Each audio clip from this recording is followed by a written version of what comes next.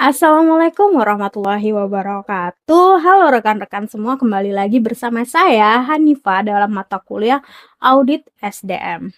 Dalam video kali ini kita akan membahas topik yang sangat krusial dalam dunia manajemen sumber daya manusia, yaitu pendekatan riset dan audit fungsi SDM.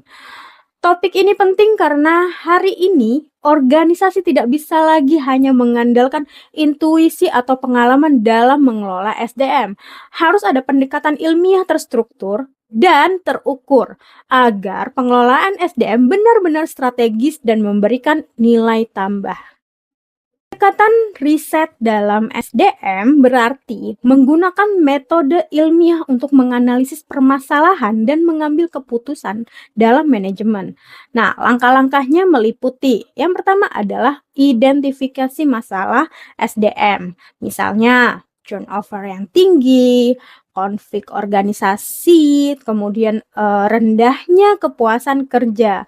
Kemudian yang kedua, pengumpulan data menggunakan survei, wawancara, kemudian observasi atau studi dokumen.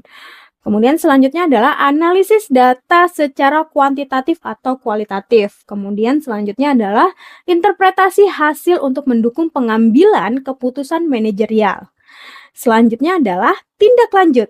Apakah data mendukung perubahan, kebijakan, pelatihan ulang, atau restrukturisasi? Nah, misalnya nih, jika ada data yang menunjukkan karyawan generasi Z lebih menyukai fleksibilitas kerja, maka riset ini bisa mendorong organisasi untuk mengadopsi sistem hybrid working model.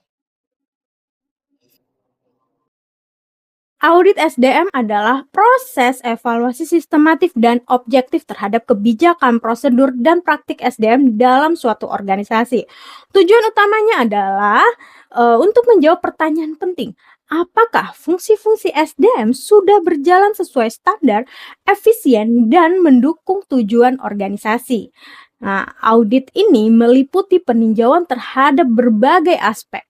Yang pertama adalah aspek perencanaan SDM.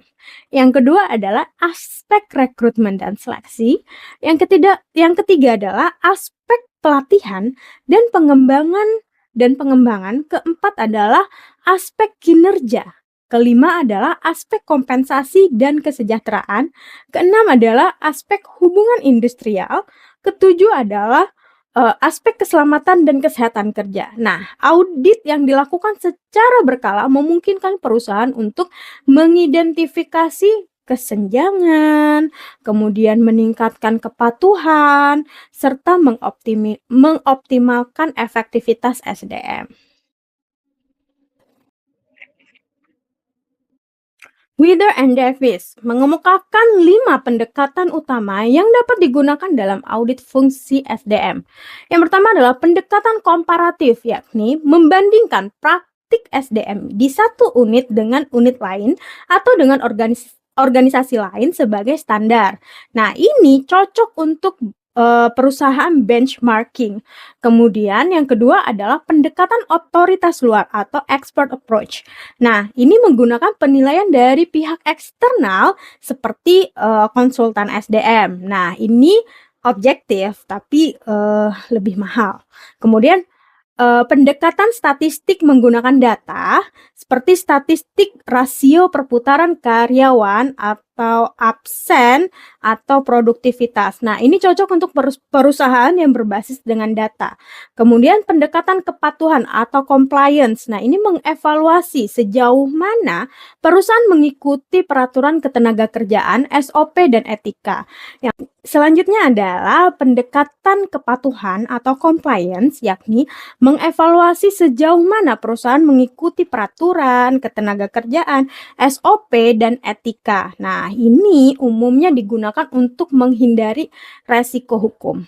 Kemudian pendekatan MBO atau Management by Objective. Nah, ini audit ini berbasis pada pencapaian tujuan yang disepakati sebelumnya. Nah, ini cocok untuk perusahaan dengan orientasi hasil yang tinggi. Nah, pendekatan pendekatan-pendekatan ini tidak bisa berdiri sendiri gitu. Dalam praktiknya seringkali auditor itu mengkombinasikan beberapa pendekatan agar hasilnya lebih komprehensif. Dalam pelaksanaan audit SDM, kita menggunakan berbagai instrumen dan teknik seperti kuesioner atau survei. Nah, ini untuk mengukur kepuasan kerja, persepsi karyawan terhadap manajemen, budaya organisasi, dan lain-lain. Kemudian wawancara mendalam, yakni dengan biasanya dilakukan dengan pimpinan, kemudian dengan staf. Nah, fungsinya untuk memahami konteks dan persepsi yang lebih personal. Kemudian analisis dokumen seperti SOP, kebijakan rekrutmen, data pelatihan. Kemudian observasi langsung terutama untuk menilai perilaku kinerja, budaya, atau pelayanan pelanggan. Nah, saat ini semua sudah didukung oleh sistem digital seperti HRIS, AI-based dashboard, dan people analytics. Ya, yang memungkinkan audit SDM dilakukan secara real time dan berbasis data besar atau big data. Perkembangan terbaru yang perlu kita ketahui terkait dengan audit SDM. Yang pertama adalah audit berbasis ESG, yaitu Environmental Social Governance. Nah, ini menilai bagaimana praktik SDM mendukung keberlanjutan dan inklusi sosial.